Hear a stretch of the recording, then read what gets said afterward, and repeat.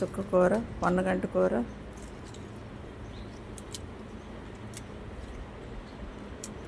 పాలకూర అన్నీ లైన్గా ఉంటాయండి.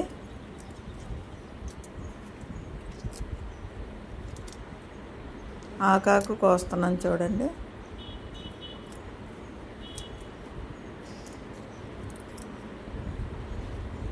ఇది వేసి 2 నెలలంత అవుతుందండి.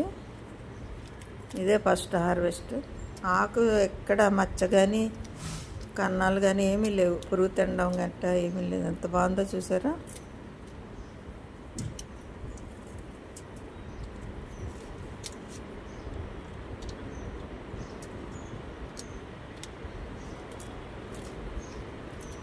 మనం ఇంటి దగ్గరే పెంచుకోవచ్చండి ఆకుకూరలు. మేమైతే 4 సంవత్సరాల నుండి అసలు కొనలేదండి.